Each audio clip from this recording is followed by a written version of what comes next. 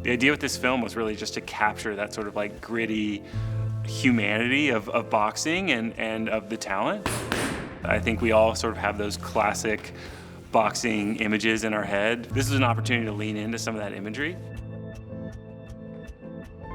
My first impression of shooting on Xperia 1 Mark IV was really just how native it felt to me as a Sony shooter. All of my menu settings felt like, oh, I'm just on my Sony camera. This is sick. This looks ridiculous.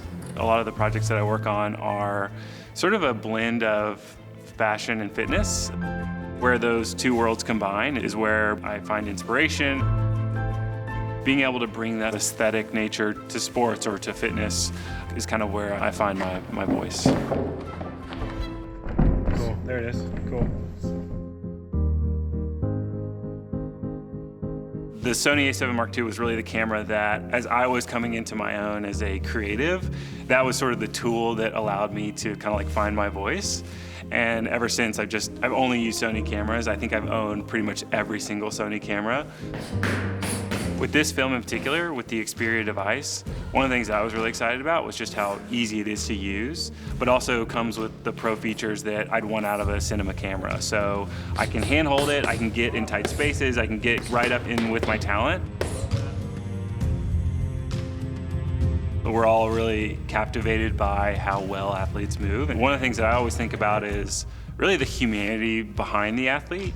You know, there's so much emotion that goes into the sport that they're playing. With 120 frames per second, it really allows me to capture more of that humanity, where you kind of get to see the details in their face. You get to kind of see the intensity in their eyes and the focus. When we watch the footage back at 30 frames per second, you could tell the action was cool. But when we watched it back at 120 frames per second, you could actually feel more of what she was feeling. You could see she was moving quickly, but really get sort of the intensity in her eyes and sort of pull you into the emotion of how she was moving.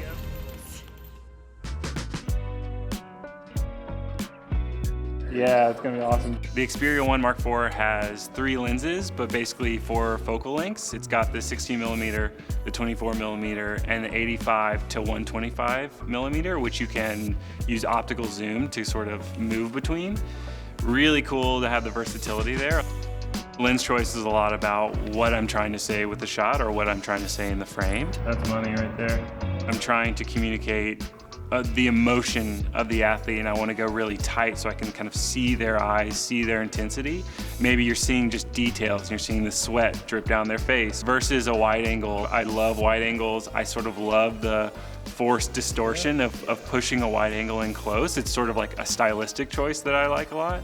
In my work, I actually use a lot of zooms. So a lot of times I'm just moving really quickly and clients want a whole range of images from wide angles to super tight portraits. So the fact that the Xperia device has the 85 to 125 with optical zoom versus a digital zoom. So you're changing focal length without actually sacrificing image quality.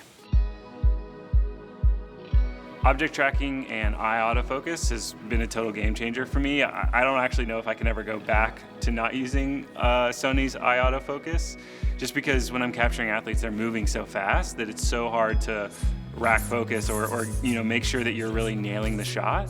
It's just amazing for me as a filmmaker because it's one less thing that I have to think about, right? I can think about what am I trying to say with this frame, not is she in focus or not, because she just is. It's wild. So often when you're on location shooting, you don't really know what you're gonna get.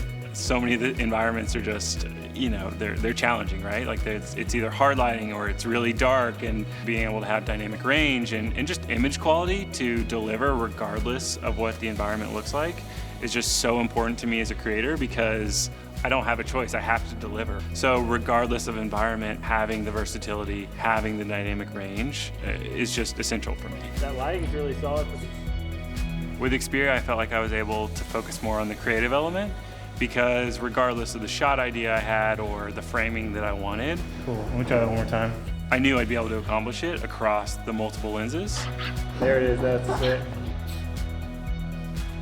As a creator, my focus is on the art. It's on the thing that I'm creating, or it's on the final product for the client, whatever that might be.